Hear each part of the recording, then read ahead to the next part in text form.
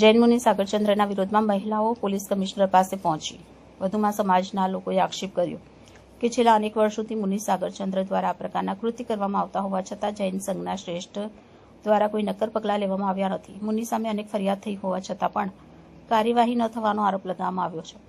વધુમાં જણાવ્યું, જૈન મુનિ સાગરચંદ્ર સાથે જૈન સંઘના અનેક ટ્રસ્ટીઓની મિલીભગત છે।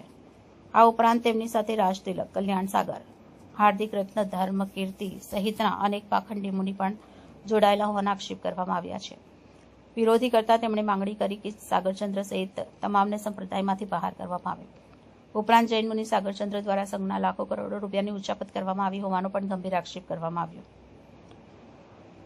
હાલમાં આગમો દ્વારક જૈન સંઘમાં મુનિ સાગરચંદ્ર રોકાયા ત્યાં વિરોધ કરવા ગયેલા લોકો સાથે ટ્રસ્ટીઓ દ્વારા ગેરવર્તન કરવામાં આવ્યું હોવાનો પણ આક્ષેપ કરવામાં આવ્યો છે। મુનિ સાગરચંદ્ર આગમો દ્વારક સંઘમાં આવતા અનેક ટ્રસ્ટીઓએ રાજીનામા આપ્યા હોવાનું પણ સામે આવ્યું। જૈન સમુદાયની મહિલાઓને સાધ્વીજીઓ માટે સાગરચંદ્ર મોટો ખતરો હોવાનું લોકોએ જણાવ્યું। અત્રે ઉલ્લેખનીય છે કે મુનિ સાગરચંદ્ર સામે 2 પોલીસ ફરિયાદ પણ થઈ ચૂકી છે। હાલમાં વિરોધ વધુ તીવ્ર બનતા પોલીસ તંત્ર દ્વારા આ મામલે તપાસ હાથ ધરવામાં આવી।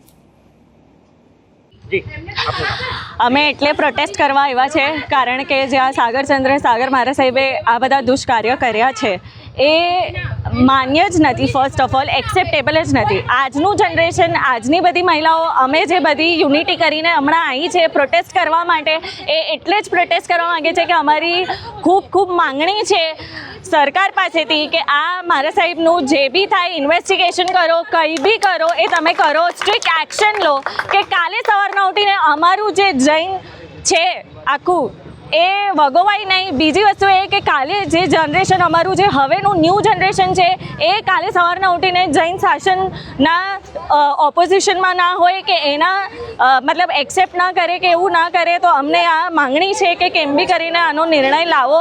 અમારી સરકાર પાસે એક જ છે આજ। અમે એટલે જ અહીંયા બધી મહિલાઓ આવ્યા છે કે તમે પ્રોટેસ્ટ અમે કરીએ છીએ કારણ કે જેન્ટ્સ આગળ નથી આવી રહ્યા। અમે એટલે જ આ હાથમાં લીધું છે કે કેમ બી કરીને આનો અમને નિર્ણય મળે જ। એટલે સરકાર દ્વારા આ જ અમારી માંગણી છે કે કાલે સવારના ઉઠીને અમારું જે આગળનું જનરેશન છે એને જૈન શાસન પ્રત્યે વિરોધ ના કરે, એને જે ટ્રસ્ટ છે એ તૂટે નહીં। એટલે અમે અહીંયા આવ્યા છે કે કાલે સવારના ઉઠીને બીજી બધી છોકરીઓ સાથે આ વસ્તુ ના થાય। એટલે અમે અહીંયા આવ્યા છે કે અમારી સેફટી શું। અને આજે જૈન શાસન જે અમારા સાધુ ભગવંતોએ દીક્ષા લીધી છે 5 મહાવ્રત ધારીને, અને એનું આ પાલન નથી કરી રહ્યા। એટલે અમારી માંગણી એ જ છે કે તમે ઇન્વેસ્ટિગેશન કરો।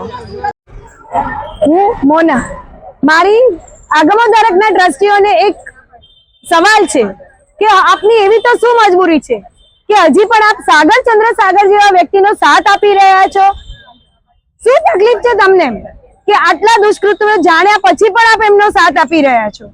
શું આપને કોઈ તકલીફ છે કે આપને કોઈ વસ્તુ મળે છે ત્યાંથી કે આપ એમને સાથ આપી રહ્યા છો? જી, મારું નામ જીનલ।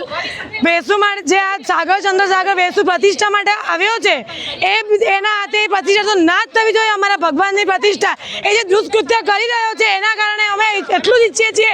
અમારી એટલી જ માંગણી છે કે એ અહીંયાથી બસ સંસારમાં એને મૂકો અને વેશ પરિવર્તન કરી અને અહીંયાથી રવાના કરો। અને પ્રતિષ્ઠા તો કોઈ પણ હિસાબે ના જ થવી જોઈએ, એટલે ના જ થવી જોઈએ।